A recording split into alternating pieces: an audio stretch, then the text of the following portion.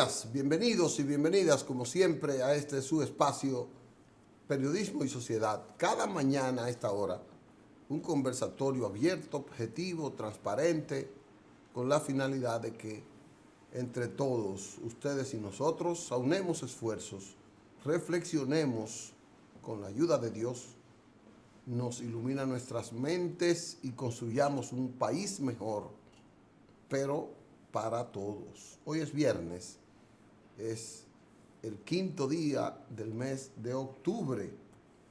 Ya estamos a 5 de octubre. Y como siempre vamos a tener un programa variado, pero sobre todo fundamentado en la parte económica. Vamos a analizar con nuestro compañero Julio Caminero. Bienvenido, Julio. Bienvenido, buenos días. La días. parte que tiene que ver con la economía, así que no se muevan de ahí, que Julio es nuestro analista de todos los, o de los viernes, un viernes sí, un viernes no. Lo hace excelente. Tiene mucha simpatía y la gente dice que Julio aprendió. Bueno, así es la vida. Señores, hoy debo dedicar este programa a un ser humano que yo adoro, quiero mucho, amo. Yo le digo todas las cosas buenas que tiene ese ser humano. Mi sobrinita Romaile cumple 16 años. Está ahí, ustedes la van a ver en la pantalla.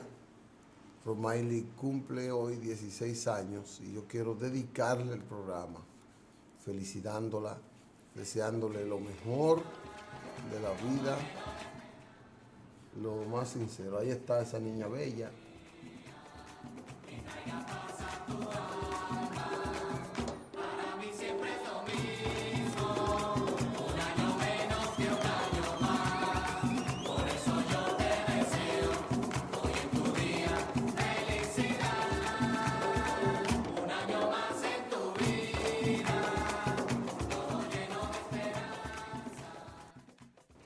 Gracias, director. Romaile cumple 16, pero es una niña bellísima, inteligente, aguerrida, una niña fuerte y respetuosa.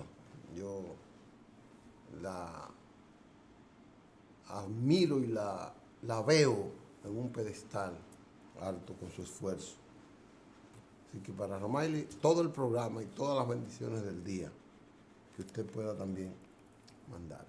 Hoy aparecen muchas informaciones. Yo quiero comenzar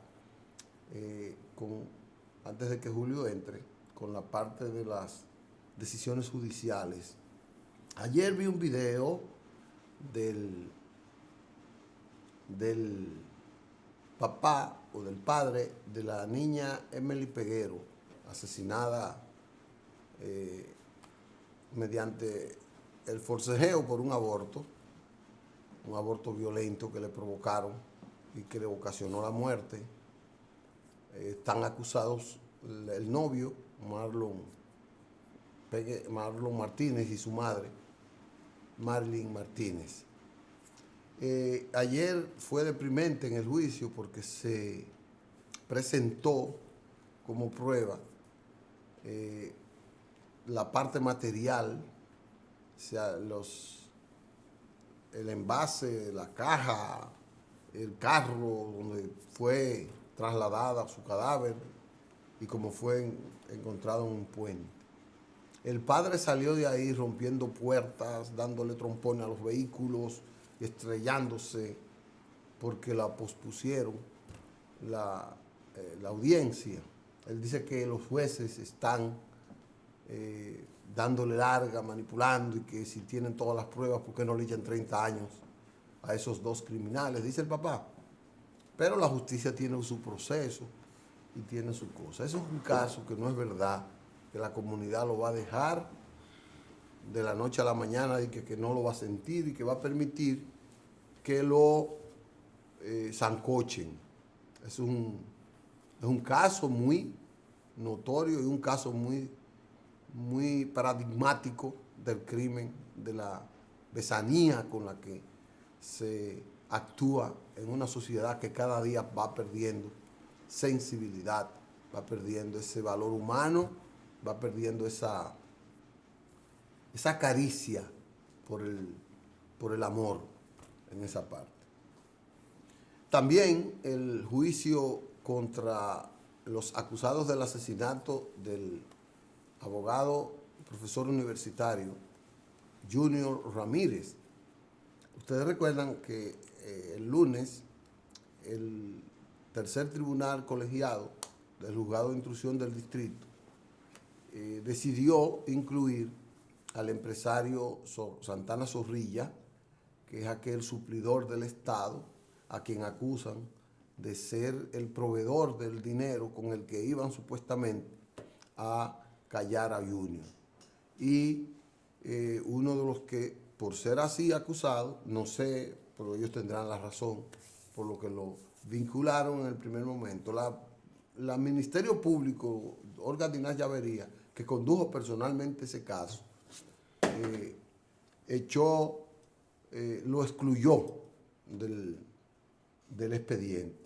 Pero ahora esta nueva instancia logró incluirlo y esto le llenó de satisfacción a los abogados de Junior, que están encabezados por su hermano Ramón, que ha sido vehemente, perseverante, y que dice ahora que este Ministerio Público, porque fue a petición del Ministerio Público nuevo, del Distrito Nacional, él siempre pidió que sacaran de la provincia de Santo Domingo el caso de Junior. Siempre vio posibilidad de que el Ministerio Público pudiera estar contaminado en la decisión. Nunca explicó las razones, pero siempre vio como que había un peligro de impunidad tenerlo ahí. Lo trajeron a la capital fundamentado en que Junior fue secuestrado en la Universidad Autónoma y que fue secuestrado en el Distrito Nacional. Aunque fue encontrado en la provincia, ellos argumentan que a él lo asesinaron en la capital y por tanto el área, el distrito, la jurisdicción de juicio tiene que ser la capital. Bueno, ellos han ganado ese pleito y están en el Distrito Nacional y repito, han incluido. Faltan más personas por incluir en ese proyecto, en ese presupuesto, en ese expediente y ellos siguen. Lo bueno es que se sienten cómodos con el Ministerio Público porque el Ministerio Público es fundamental para que una querella tenga base, tenga contenido, no pueda ser obviada. Porque si tú le presentas un expediente a un juez vacío, el juez va a decidir en función de la inexistencia de pruebas y eso es fundamental en un proceso judicial. También ayer el juez de Monte Plata dictó 3 meses de prisión para el joven cura de Sabana Grande de Boyá, de Monte Plata, que está acusado de tener una relación con una menor de 15 años.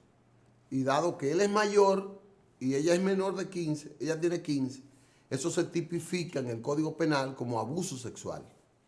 Porque usted no puede tener relaciones con una menor. Y oigan bien, usted tiene una relación con una menor y a los 30 años que eso se descubre, a los 30 años usted va a ser juzgado. O sea, eso no perime nunca. Entonces este cura dice que no fue ahora, que fue antes, pero desde el 2017 el obispado de Santo Domingo, el arzobispado, que hoy dirige el cura, el sacerdote Osoria, Francisco Osoria, pero que Osoria tuvo la suerte de ser el obispo de esa provincia de Monte Plata.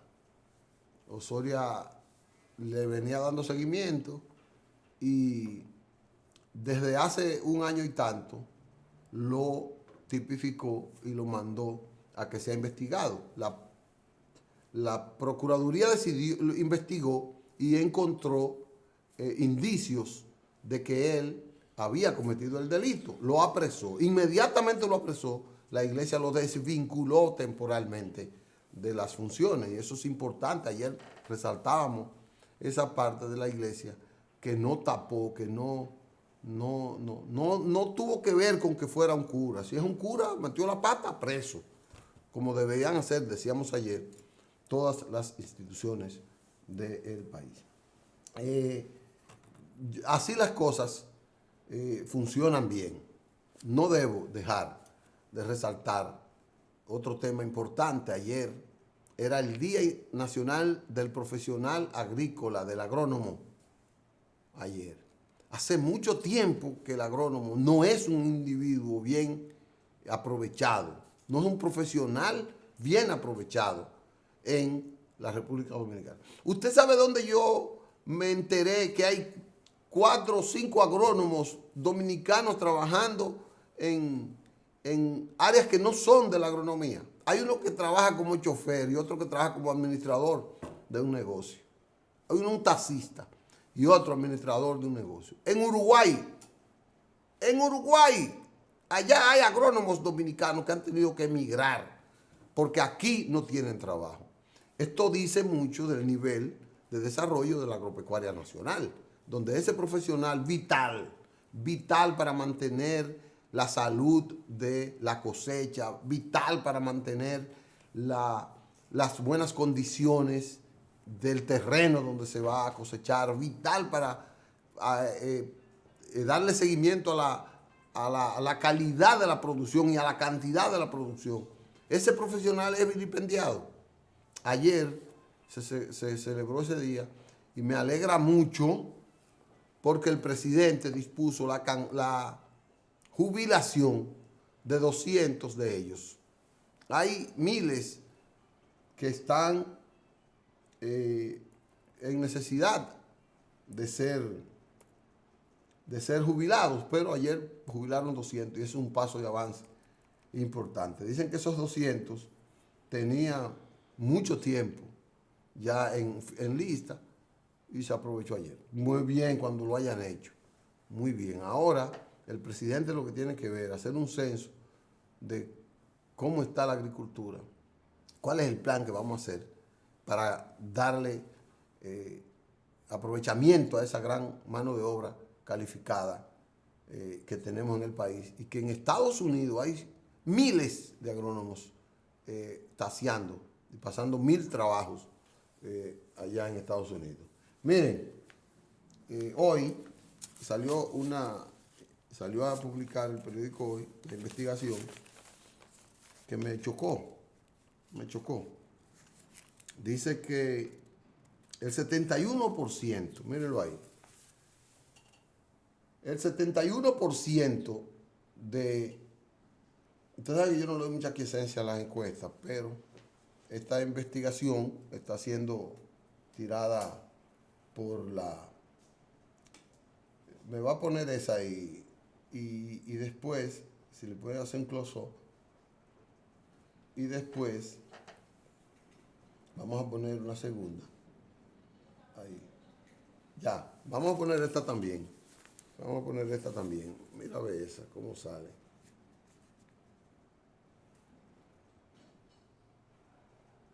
Ya. Miren, esa fotografía, porque una encuesta es una fotografía, usted puede estar de acuerdo o no. Yo no estoy muy de acuerdo con porque no conozco la metodología, no conozco las preguntas, no conozco la forma en que se le hace la pregunta al entrevistado, no sé quiénes son los entrevistados, cómo está tomada la muestra, todo eso es fundamental en una encuesta. La segmentación de la población a entrevistar, si son miles, si son 1000, 1200, 1500, cuántos de cada sector social, cuántos que trabajan, cuántos que no trabajan, cuántos hogares, o generalmente se hace por hogares. Una encuesta seria se hace por hogar y dice en el hogar 1 van a escoger una mujer, en el hogar 2 van a escoger un hombre, en el hogar 3 van a escoger un joven, en el hogar 4 van a escoger y así sucesivamente. Es una muestra que la da la aleación y así se saca una encuesta con mayor calidad en esa parte. No salir por la calle y ver a Licho vestido de saco y este empresario. ¿Qué usted piensa? Ya entrevisté a un empresario, sin saber si soy o no. O encuentran un limpiabota y dice que quizá lo que es un oficial de la policía, pero está como limpiabota. Este es un limpiabota, cuando realmente no es un limpiabota. Esas cosas son las que uno no cree en las encuestas, porque uno no sabe la muestra, ni sabe a quién se la aplican. Por eso es que yo digo que las encuestas son un elemento importante para usted creer en ellas. Importante, se lo estoy diciendo. Dice que el 71% rechaza la reforma constitucional para la reelección. Eso debió ser una pregunta directa. ¿Usted está de acuerdo que cambien la constitución para la reelección? Cuando la pregunta debió ser, ¿usted está de acuerdo que reforme la constitución? ¿O usted está de acuerdo con que se implemente la reelección? Una de las dos cosas. ¿Sí? Todas esas cosas son, oiga las tres preguntas. ¿Usted está de acuerdo con que se vuelva a implementar la reelección? Eso es una pregunta que tiene una respuesta diferente a la que usted está de acuerdo a que se reforme la constitución. Diferente esa banda. ¿Usted está de acuerdo con, ¿cómo se llama eso? Con que se reforme la constitución y modifique y apliquemos e implementemos la reelección. Esas son tres preguntas diferentes. Tienen tres respuestas diferentes. Pero usted no sabe con quién la hizo, cómo se hizo, ni nada. Eso se llama un rigor científico de la encuesta, según lo que a uno le dieron en estadística. Pero hace mucho, de ahí para acá vinieron las redes, vinieron todo, y quizás cambiaron los rigores estadísticos y los rigores de las encuestas. Dice el 57% del PLD que no quiere la reelección. Pero antes eran más. Antes eran creo que el 70 y pico. El presidente Medina ha avanzado ahí. Solo el 57% del PLD no quiere la reelección. El PLD no es antirreeleccionista. El PLD no es un partido antirreeleccionista. Y lo ha demostrado porque ha elegido 3 veces al presidente Fernández y 2 veces a Danilo Medina. O sea, el PLD es un partido con el tuétano reeleccionista. No puede salir, igual que reformista, en esa parte. Entonces dice que el 58%, me la puede poner la foto, si puede ahí, dice que ahora hay más corrupción que antes, dice la encuesta. Dice ahí. Me pone la primera, por favor. Y dice que el 49% no sabe quién es el líder de la oposición. La mitad del país no conoce a un líder de la oposición. Eso indica, también la pregunta puede ser diversa. ¿Conoce usted un líder de la oposición? ¿A quién atribuye usted del líder de la oposición? ¿Usted cree que hay un líder en la oposición? 20.000 formas de hacer la pregunta. Por eso esa es la cosa, el fundamento que tiene esa encuesta. Y segundo, dice que Luis Abinader tiene 21% que lo citan como el líder de la oposición, el 21%. O sea, frente a otros porcentajes, la oposición está débil. Hay que decirlo claro. Yo sé por qué está débil. Yo sé por qué. Y yo tengo un criterio que es un problema de metodología y un problema de estrategia por lo que está débil. Después vamos a hacer un programa especial para eso. Especial. Entonces, el 76% dice que el crecimiento de la economía solo favorece a los ricos. Oye, qué tendencia. El 76% dice que solo favorece a los ricos el crecimiento económico. Eso es una pregunta que dice. Ahí habla de la evolución de las simpatías de los partidos políticos. Y hay partidos que son graves. En el 2009 el PRD tenía 38%. 2009. Fue bajando, subiendo, subió en el 2011 a 41, a 49.2, en el 2011 a 43, en el 2012, después fue bajando, hasta que está en 4.4 en marzo, octubre del 2018. Diablo, del 49.2% de noviembre del 2011, ese partido bajó a 4 puntos en 5 años. Se perdió en lontananza, se perdió en esa sabana de ahí. Ese es el PRD, el otrora partido del pueblo, de la Esperanza Nacional. Vamos a ver si Tony Peña lo reverdece otra vez. Está aspirando a la presidencia. Tony Peña, guau. A ver. El PRM en el 14 tenía 2.7. Ahí fue que nació. Tenía otro nombre. Fue subiendo.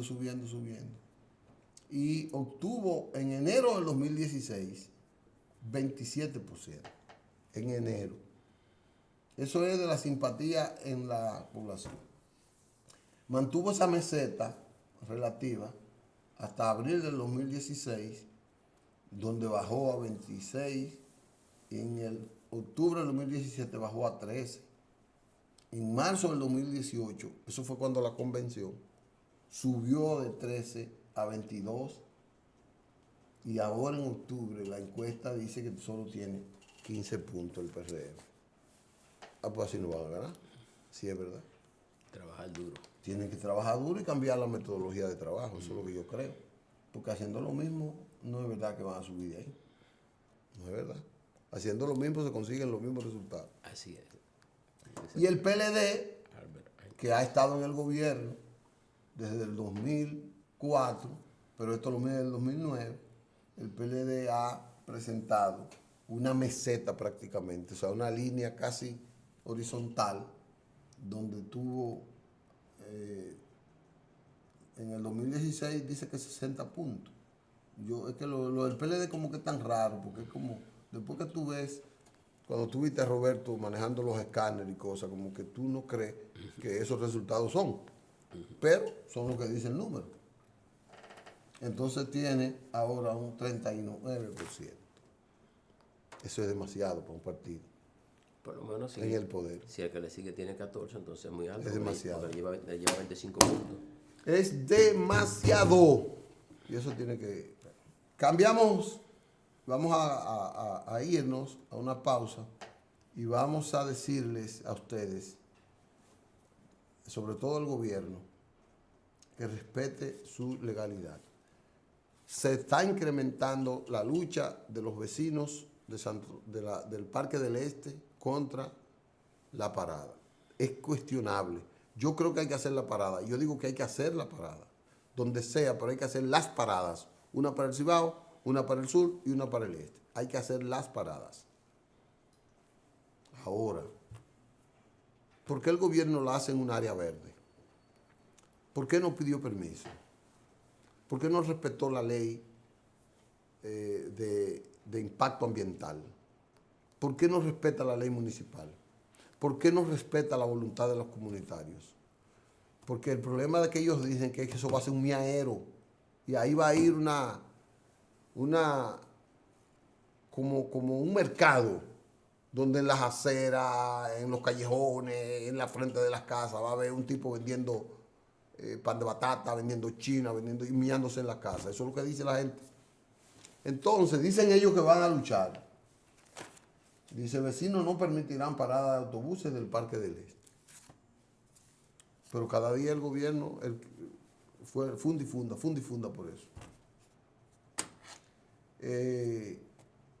Vamos, terminado este segmento, a una pausa y venimos entonces ya con el resto del programa, con Julio Caminero, para hablarnos del presupuesto que acaba de ser elaborado por el gobierno y de otros tópicos económicos. Venimos en breve.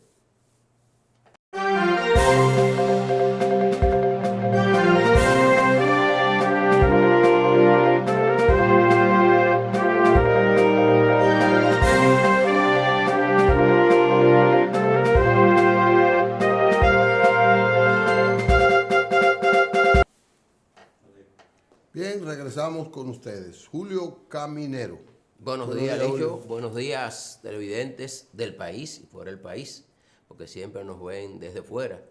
Y esta vez Josefina Caminero nos está viendo desde Pensilvania. No me digas, está en Pensilvania. Sí, se fue a Pensilvania, donde las hijas, a coger unas vacaciones. Yo tengo una hija que vive en Pensilvania y un hijo que vive en Manchester, en Inglaterra. Okay. Entonces hoy salen para allá, pero dice que quería irse informada primero. O sea, pues felicidades y buen viaje para Josefina. Vio esa primera parte contigo, ahora se va a enterar de cómo anda, de la parte económica, de cómo anda el presupuesto. ¿Tú sabes? El presupuesto del 2019. 2019. Tú sabes que la ley 42306 establece un cronograma de fecha para ser presentado los presupuestos. Primero para ser conocido por el Consejo de Ministros, sí, que hace como 15 días lo conoció y lo aprobó. Ya la semana se llevó la pieza legislativa al Congreso a través del Senado de la República. Fueron recibidos el ministro de Hacienda y el director de Presupuesto, Luis Reyes, por el presidente del Senado, Reinaldo Pared Pérez, y se creó una comisión bicameral encabezada por la Comisión de Hacienda y la Comisión de Presupuesto del Senado, así que una la encabeza Rafael Calderón y otro el diputado Dionis Sánchez. Va a la Cámara. Senadores Dionis Sánchez.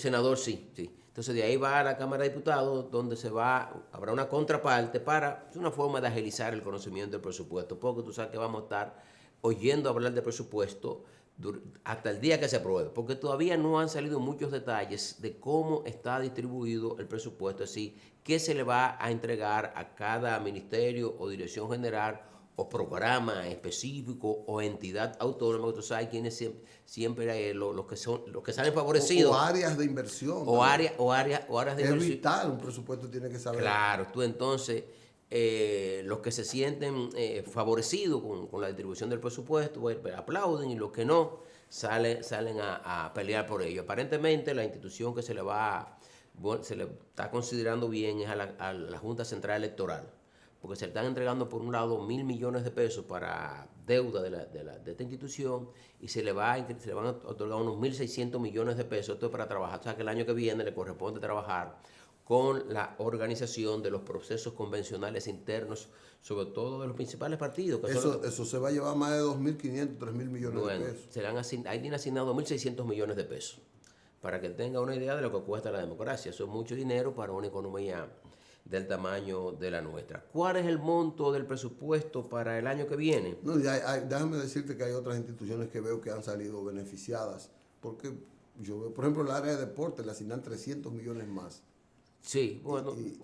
Y yo pienso que eso es pero un gran jalón. Son instituciones de un presupuesto pequeño. Recuerda que tú tienes una institución que tiene todo el presupuesto del mundo, que es el área de educación, porque se le entrega el 4% del PIB. Pero entonces tú tienes otra institución importantísima como es el Ministerio de Salud, que su presupuesto no alcanza ni siquiera al 2% del PIB, de lo cual tiene que destinar recursos entonces a lo que es el área del sector agua.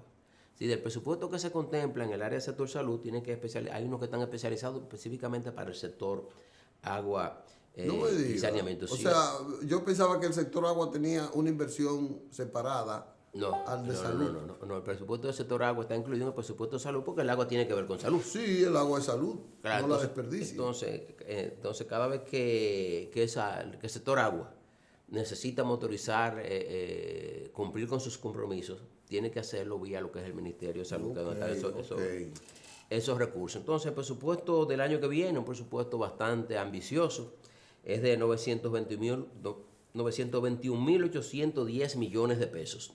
Casi 1.000 millones. Casi un billón. Ahora sí dijiste, casi un billón, si hablamos, o de un trillón. En algunos sitios dice un billón, sí, pero casi un billón. O sea, ya en el 2020 tendremos un presupuesto de 1 billón por el tema del crecimiento vegetativo de la economía. Determina que ya estaremos hablando de billón o de millones a partir del presupuesto del 2020. De esos 921.810 millones de pesos, 643.906.8 millones se va a destinar a gasto corriente. Esto equivale al 87% del presupuesto. Va a ser destinado al componente de gasto corriente, mientras que a gasto de capital solamente se va a destinar el 13%, es decir, 121.549 millones de pesos. Tú esperarías. Gastos de capital.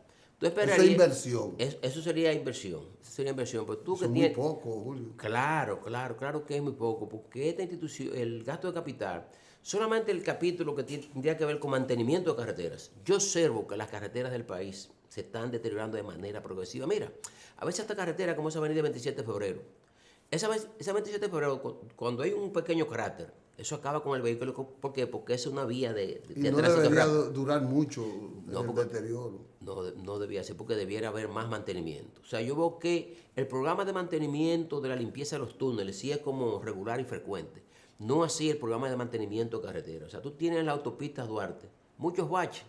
Entonces tú que vas a 120, yo corro a no más de 80, 90, porque va a 120, cada vez que se encuentra con un pequeño hoyo, un pequeño cráter ahí, tú sabes que ese vehículo, el tren delantero, sufre mucho. Pues si tú te vas a las troncales de las principales provincias del país, también hay mucho deterioro, pero también ya tú no puedes hablar de caminos vecinales, no tienes que hablar de que el sector agropecuario necesita pequeñas carreteras ya, o sea, carreteras como vías secundarias. Como vía secundaria para poder transportar Y su en buenas producto. condiciones. Y en buenas condiciones para poder transportar sus productos. Entonces tú con un presupuesto de esta manera, y si tú tomas en consideración que el gasto de capital tú lo concentras, ¿dónde se concentra el gasto de capital? En las áreas geográficas donde se deciden las elecciones, ¿entiendes? Santo Domingo, o sea, del Distrito Nacional, Santo Domingo Este, Santo Domingo Norte, en Santiago y Santo Domingo Este, ¿verdad? Entonces ahí tú ves que se concentra la inversión de capital, porque eso para incidir en los procesos electorales. O sea, que ahí hay diríamos... Cuando debería ser simplemente para modificar las condiciones de vida de la gente, total, de la gente, no pensando en de elecciones. todos los dominicanos. O sea, si tú te olvidas de Pedernales, porque es una población... Porque son 9.000 votos. Porque son 9.000 votos, ¿verdad? Señor. O te olvidas de Dajabón, porque son menos todavía, un poco más. O te olvidas de Elías Piña. O te olvidas de otros dominicanos que residen en otros lugares. O sea, si tú lo que haces es invertir en el polígono central del Distrito Nacional, en el polígono central de Santo Domingo Oeste, o de Santo Domingo Norte, o de Santo Domingo Oeste, tú te estás olvidando de todo el resto del Gran Santo Domingo, cuando aquí tú sabes que hay muchos bolsones de miseria. Entonces, ese es un problema, o sea, de la distribución equitativa del presupuesto. Entonces, ¿cuáles son las áreas más beneficiadas? Hasta ahora lo que te decía... Además de educación, sobre la todo, Junta. La Junta, también tú sabes que siempre el Poder Ejecutivo concentra mucho presupuesto. Tú sabes que de hecho en el presupuesto siempre se contempla que un 5 del presupuesto se asigna al Poder Ejecutivo para que lo maneje a discreción. Claro, está cumpliendo, ¿verdad?, con todas las normativas legales. Es mucho eso. Pero es mucho dinero. Pero tú ves que el Poder Ejecutivo siempre tiene mucho poder. Te puedo decir, mira, aquí dependen muchos programas especiales.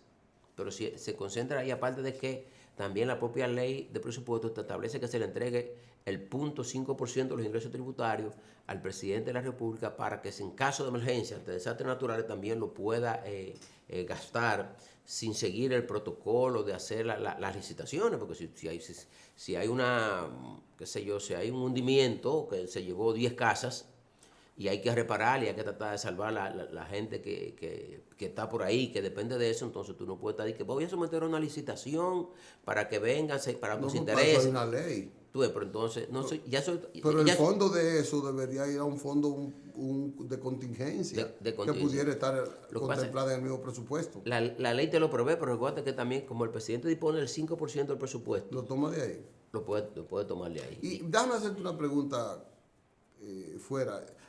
O en el mismo tema, la Oficina Supervisora de Obras del Estado está adscrita a la presidencia. ¿El presupuesto es del mismo que tiene el presidente? Bueno, lo que pasa es que eso está dentro del poder ejecutivo. Eso está dentro del Poder Ejecutivo, lo que quiere decir de que, y eso depende del Poder Ejecutivo. O sea, la OISOE depende del Poder Ejecutivo. Sí. Entonces, ese presupuesto de la OISOE entonces sale de ese de ahí. Mira, para el año que viene, eso quiere decir, cuando tú sumas los 643.000 millones de pesos, que es el gasto corriente, y los 121.000 millones de pesos, que es el gasto de capital, tú tienes que el gasto para el año que viene va a ser de 765.000 millones de pesos.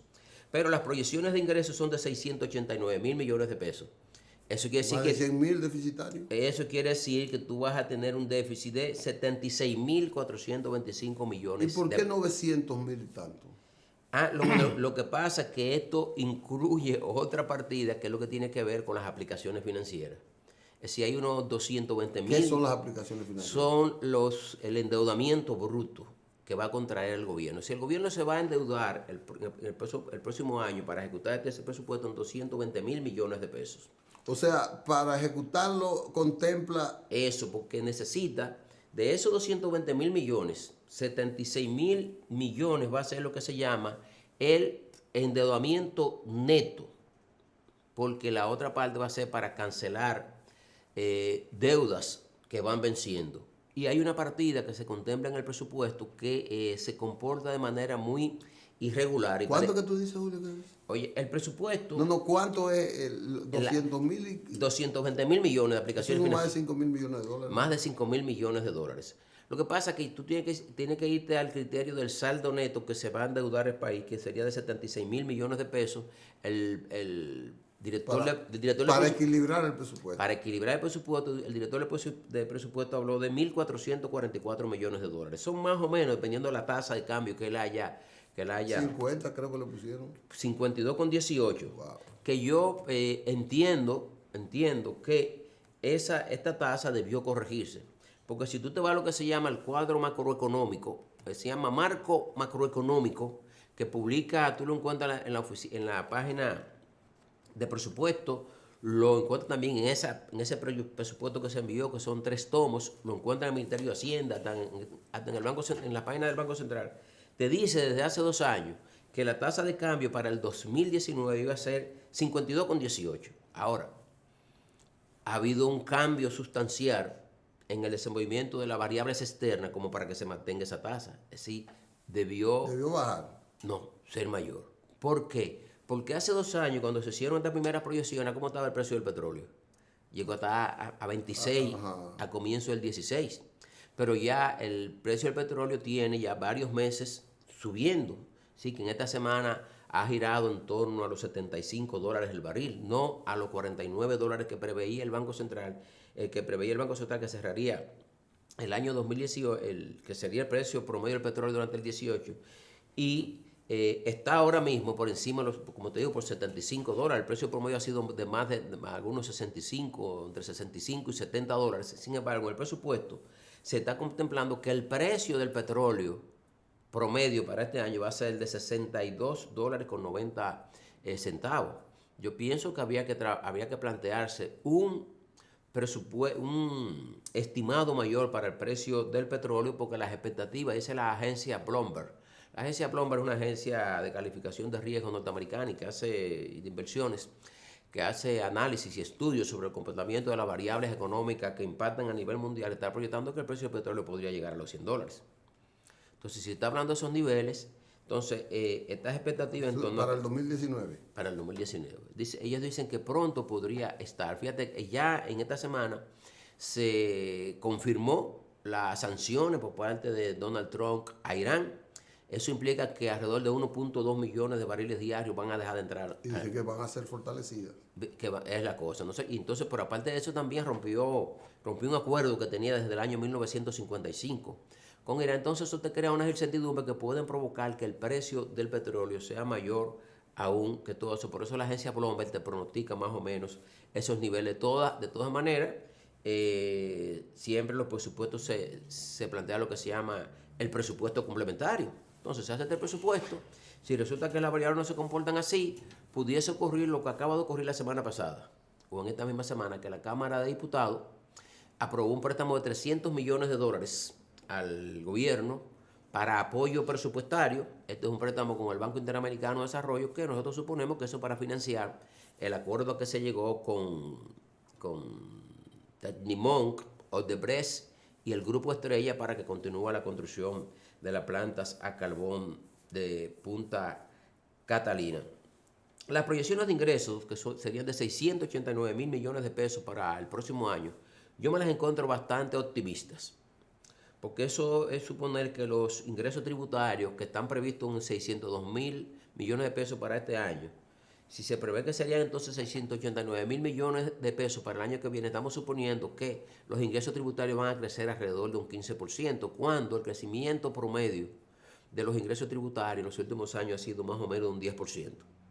Entonces, cuando tú haces sostenido, o sea, cuando tú haces ya una proyección de ingresos superior a un 10%, como tú lo que haces es que tú sabes que el presupuesto se formula. Ojo, en esta etapa, Balaguer lo hacía diferente. Espérate.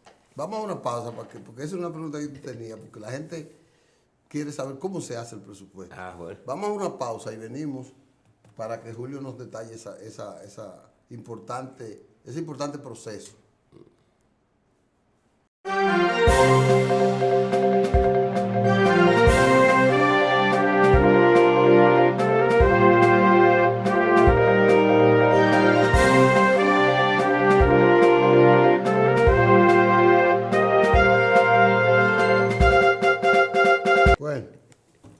Julio, estábamos hablando de cómo se elabora el presupuesto. Yo te decía de que si tú proyectas primero los ingresos y tú te, digamos, magnificas, eres muy optimista en lo que tú vas a proyectar de tus ingresos, entonces tú lo que haces es que planificas tus gastos. Es lo que se hace. Recuerda lo que te decía. Comencemos por esto. Balaguer lo hacía. Cada departamento, cada secretaría envía lo que serán sus gastos. Primero, la ley prevé que se presenten lo que se llaman presupuestos plurianuales. Es decir, de hecho, el presupuesto del año que viene ya prácticamente están contempladas las partidas principales que se van a incluir dentro de ese presupuesto, que sería en este caso Pero siempre hay que reelaborarlo en una anual. Siempre hay que reelaborarlo. ¿Cómo se reelabora? Cada ministerio tiene que enviar a la Dirección General de Presupuesto lo que será su presupuesto para el próximo año. Correcto. Pero cada ministerio comienza 3 meses antes. O sea, ya en el primer semestre del año, si entre marzo y junio de cada año están los ministerios pidiéndole a las direcciones generales que dependen de ellos, o sea, que de cada elaboren su proyecto para el año que viene. Vayan elaborando su presupuesto, que le vayan enviando la información para entonces eso mandarlo a presupuesto. Yo te decía que por el lado de los ingresos tributarios se formula hoy día el presupuesto diferente a lo que hacía Balaguer. Balaguer lo que hacía era que subvaluaba los ingresos, y como existía aquella cuenta 1401 que permitía de que los recursos que no se ejecutaran, el presidente pudiese manejarlo de manera discrecional, entonces Balaguer lo que hacía era que subvaluaba los ingresos. Ese era el poder omnímodo que tenía el presidente. Es la cosa. Eso lo eliminó Hipólito. Lo eliminó Hipólito en el 2001 mediante un decreto. Eliminó esa cuenta 1401 mediante un decreto para que no exista esa concentración de la gestión del presupuesto en manos del presidente de la República. Después vino la ley 42306, entonces ahí se le sigue otorgando al Poder Ejecutivo un manejo importante del presupuesto, porque se le pone en sus manos el 5% de los ingresos. Sí. Yo lo que te digo es que, como ahora lo que se hace es que tú dices, bueno, tú proyectas unos elevados ingresos tributarios para que te sirva de soporte para tú proyectar también, por otro lado, unos gastos muy elevados. Entonces, pues tú te encuentras con la realidad de que proyectaste un déficit fiscal, en este caso 76 mil millones de pesos, porque tú esperabas obtener 689 mil millones de pesos. Bueno, ya eso está ahí, ya el Congreso lo aprobó. Entonces, ¿qué es lo que tú haces? Que al momento de la verdad, entonces tu déficit presupuestario es mayor. Recuerda que el año pasado se contemplaron 87 mil millones de pesos de déficit fiscal, pero ¿qué ocurrió? Que después tuvo que presentarse en el mes de diciembre, sí, casi en la última semana, un presupuesto complementario. ¿Qué fue lo que se hizo? Que los 25 mil millones de pesos que había que destinarse a la recapitalización del Banco Central, entonces se documentaron como gastos del gobierno central. Entonces tú tienes que calcular ya que esos 87 tenías que sumarle esos 25. Ya no serían, entonces aquí ocurriría lo mismo. Lo que dice Miki era que eso no va nunca al Banco Central. No, porque nunca le entregan la totalidad. Correcto. O sea, porque en la ley te dice cuál es el monto anual que se le debía entregar hasta el 2017 al Banco Central para la ley de recapitalización. Pero ¿qué ocurre? De que entonces en cada ley del presupuesto desde el año 2012 se establece un artículo que te dice, en este año solamente se le va a entregar al Banco Central el 0.50%. Okay. Pedagógicamente, escúchame que te interrumpa aquí. El presupuesto lo elaboran cada ministerio en función de los proyectos que implican gastos. Sí. Ahora, cada ministerio no sabe lo que va a recibir, no sabe lo que va a recaudar, porque las recaudaciones están destinadas a ser evaluadas por un determinado departamento. ¿Qué departamento del gobierno? El Ministerio de Hacienda. De Hacienda es el que tiene que ver. El Ministerio de Hacienda es que entonces se sienta, en este caso, con sus dependencias principales, sus agencias recaudadoras principales y con el director de presupuesto. Aduana, DGI. Aduana, DGI, ¿verdad? Y el director de presupuesto hay otras, porque está la tesorería. Sí. Entonces, vamos a ver, aquí hay que los 22 ministerios del gobierno están presentando este presupuesto. Vamos a ver hasta dónde alcanza. Lo que proyectamos proyectábamos recaudar. Entonces el director de la DGI, el director de aduana dice, no, pero espérese, nosotros lo que vamos a recaudar son, en vez de 689 mil millones, vamos a decir, 650. Entonces, hay que empezar a cortar. Entonces, por eso tú ves que hay ¿Y qué instituciones... papel tendría el presidente en esa decisión de qué va a recortar? Estamos hablando en términos literales. Ah, bueno. Sé porque aquí el presidente de la República es el presidente de la República. Es el que decide todo. O sea, tú te piensas que el Ministerio de Hacienda diciendo, no voy a poner aquí, no No, voy a pero poner le allí. presenta, mire, presidente, esto es lo que tenemos. Ah, bueno, el presidente, al final de cuentas el presidente. O sea, tú no estás en los Estados Unidos, que Donald Trump, que es un león, le dice, bueno, ahora yo dependo de que el Congreso me apruebe esta modificación del NAFTA, o sea, del Acuerdo de Libre Comercio entre México, Canadá y Estados Unidos. Y todos los ingresos tienen que estar en manos del Congreso, no del presidente. Es el Congreso, o sea, el Congreso es que autoriza los gastos. O sea, en las naciones organizadas, es el Congreso que te aprueba gastar o no gastar en tal o cual capítulo. Fíjate que varias veces tú has visto que el gobierno de los Estados Unidos cierra en términos presupuestarios. ¿Por qué? Porque no puede gastar un centavo que el Congreso no le haya autorizado. Aquí lo que hace es que se cumple con la aprobación de la ley, pero después el gobierno gasta, se pasa del gasto y después que realizó todos los gastos, entonces que manda un presupuesto complementario. El Congreso complaciente. Le aprueba el presupuesto complementario cuando debiera ser al revés. Sí, que debió mandarlo primero. Claro, pero están haciendo más señas que... Ya. Que a Severino antes de anoche cuando estaba pichando. Wow, pero qué rápido se fue el tiempo hoy. Pero fue muy explicativo. Mira, Julio, sí, fue pedagógico, bastante pedagógico. Porque tú eres un pedagogo. Recuerda que tú eres un profesor. Así es. Entonces esa parte nos alegra bastante. Bueno, pero de todas maneras, Julio, tenemos que seguir ahondando el presupuesto por carteras. Y Ahora, tenemos que tomar agricultura, obras públicas, educación, salud, las 5 dependencias fundamentales. Ahora, en el próximo programa vamos a hablar del desglose del presupuesto por ministerios y programas. Correcto. Y ver dónde se concentran algunos gastos. Si tú quieres, lo podemos hacer la próxima semana, Julio. Es que tengo mucho compromiso académico en estos días. Estoy impartiendo una... Correcto. Bueno, pues entonces, Julio va a venir en la próxima sesión de él a hablarnos de esas que todavía va a estar en el Congreso. Hasta diciembre vamos a estar hablando de esto. Correcto. Señores, nos veremos el próximo lunes en Periodismo y Sociedad. Gracias a Julio Caminero y a todos ustedes que estuvieron en nuestra sintonía. Gracias y hasta el lunes.